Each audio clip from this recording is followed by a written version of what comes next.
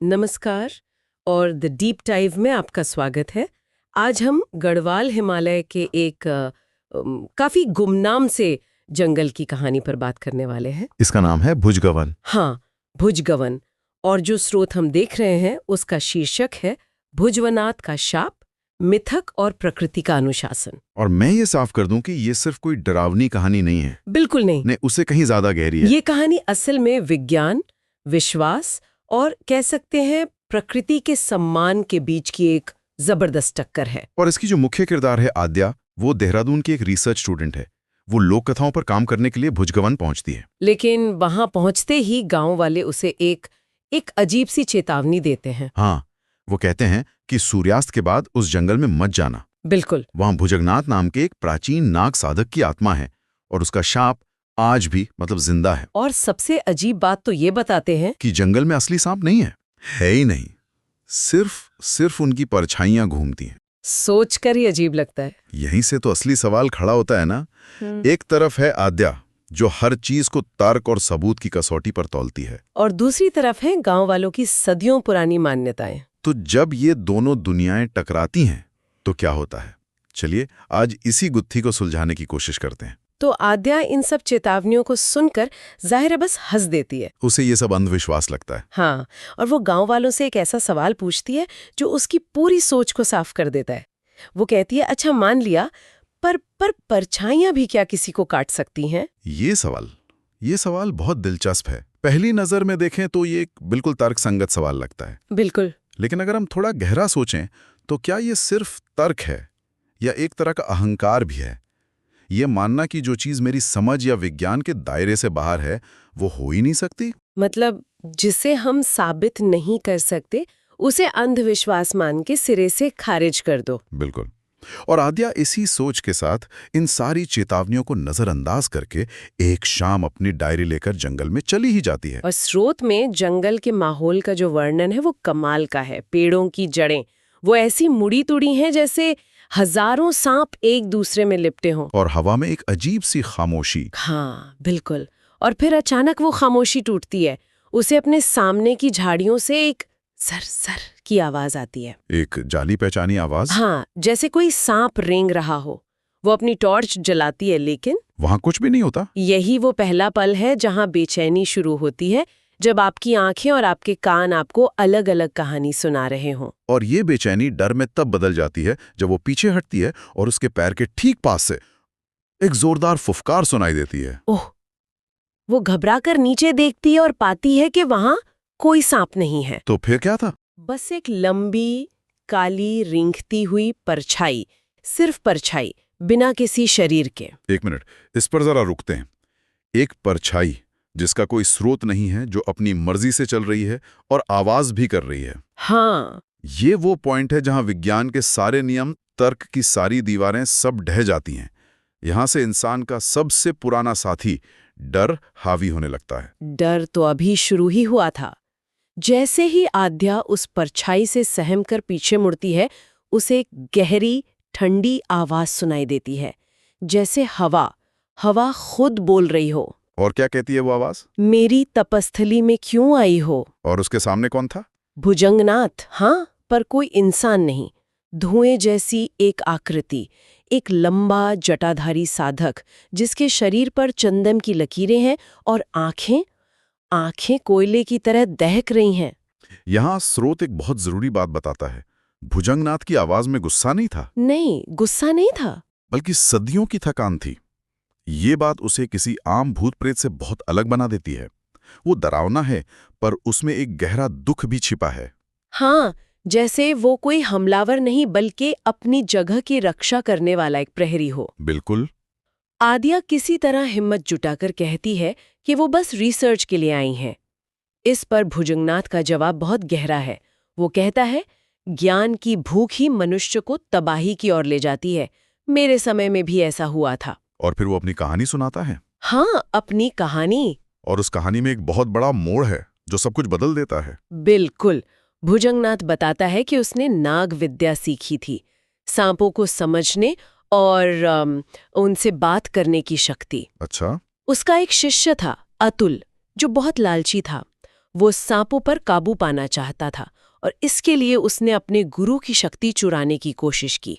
लेकिन जैसा कि स्रोत कहता है, सर्पों का क्रोध भयंकर होता है। हाँ, सांपों ने अतुल को मार डाला। और यहाँ कहानी का सबसे दुखद पहलू सामने आता है ना? हाँ बिल्कुल। शाप भुजंगनाथ ने नहीं दिया था। नहीं। मरने से पहले अतुल ने उस जंगल को शाप दे दिया था। क्यों? ताकि भुजंगनाथ की आत्मा को कभी शांति न मिले और उस जंगल में आने वाला हर इंसान उसकी मौजूदगी से डरे। बाप रे, इसका मतलब भुजंगनाथ खुद उस शाप का एक शिकार है। हाँ, जो सदियों से वहां फंसा हुआ है।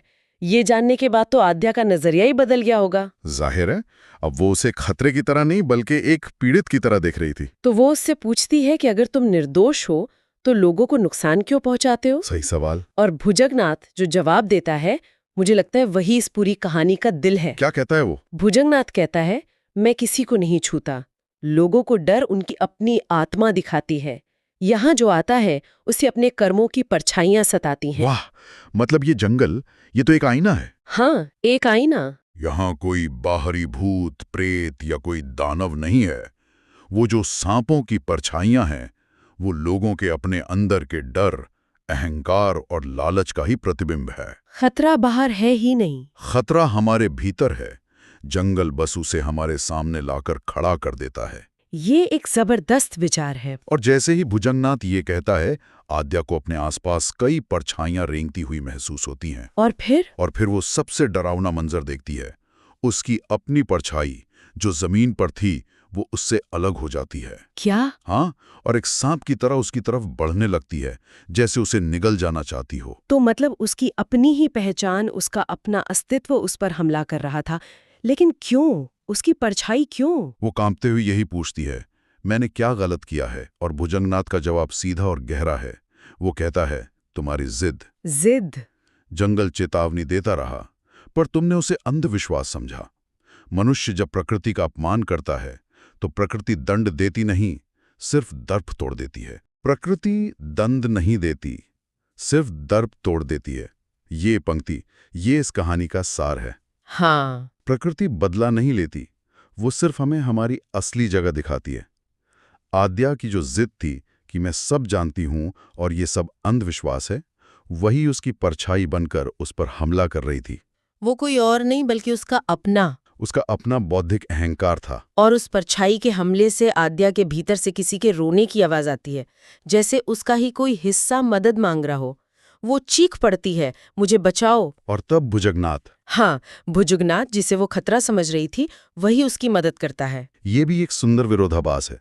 जिसे वो समस्या समझ रही थी, वही उसका समाधान बनता है। भुजंगनाथ आंखें बंद करके कुछ मंत्र पढ़ता है और आद्या की हमलावर परछाई एक भंवर में खिंचकर गायब हो जाती है।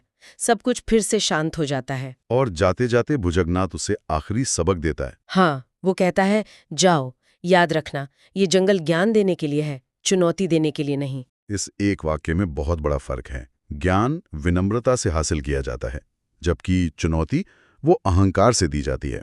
आद्या ज्ञान की खोज में आई थी, लेकिन उसका तरीका चुनौती देने वाला था। बिल्कुल, उसने जंगल के नियमों का सम्मान करने के बजाय उन्हें अपने तर्क से जीतने की कोशिश की। अगली सुबह गांव वालों को आद्या जंगल की सीमा पर बेहोश मिलती है। वो सुरक्षित है, लेकिन ये अनुभव उसे हमेशा के लिए बदल देता है। मतलब कुछ महीनों बाद जब उसका शोध पत्र छपता है तो उसका निष्कर्ष किसी वैज्ञानिक रिपोर्ट जैसा नहीं लगता। अच्छा, क्या लिखती है वो आखिर में? वो लिखती है, ये जंगल जीवित है, यह हमें डराता नहीं, चेतावनी देता है। प्रकृति का अपना एक धर्म है और उसके नियमों को समझे बिना विज्ञान अधूरा है। कमाल है। जिस लड़की ने कहानी की शुरुआत ये पूछकर की थी कि क्या परछाइयां काट सकती हैं, हाँ, वो अंत में ये मान रही है कि विज्ञान अधूरा है। उसका दुनिया को देखने का पूरा नजरिया ही बदल गया। उसने ये महसूस किया कि विज्ञान और आस्था ये एक दूसरे के दुश्मन नहीं हैं। तो आखिर में ये कहानी हमें इस सोच पर लाकर छोड़ देती है कि सबसे बड़ा अज्ञान शायद यही मानना है कि हम सब कुछ जानते हैं, है ना? बिल्कुल। और ये भी कि हम जिससे सबसे ज्यादा डरते हैं, जैसे आद्या अपनी परछाई से डरी, वो डर अक्सर हमारे भीतर ही होता है। सही कहा। ये कहानी हमें मजबूर करती है ये सोचने पर कि शायद ये जो पौराणिक कथाएं और अंधविश्वास हैं, जिन्हें हम आज खारिज कर देते हैं, वे सिर्फ कल्पना नहीं हैं। तो फिर क्या है? शायद वे प्रकृति के साथ जीने के गहरे सबक हैं, जिन्हें एक कोड लैंग्वेज में लिखा गया है। चेतावनियां हैं कि प्रकृति की कुछ सीमाएं होती हैं जिनका सम्मान किया जाना चाहिए। कहानी ये नहीं कह रही कि विज्ञान को छोड़ दो। नहीं, बिल्कुल नहीं। ये कह रही है कि विज्ञान को विनम्रता और सम्मान के साथ अपनाओ। ये बहुत शक्तिशाली विचार है। इस चर्चा को खत्म करने से पहले मैं सुनने वालों के लिए एक सवाल छोड़ना चाहूंगा। जरूर। इस कहानी में जंगल ने आद्या को उसकी जिद और अहंकार की परछाई दिखाई। अगर किसी को अपने जीवन के सबसे बड़े डर या सबसे बड़े अहंकार का सामना एक परछाई के रूप में करना पड़े, तो वो परछाई कैसी दिखेगी और क्या कहेगी?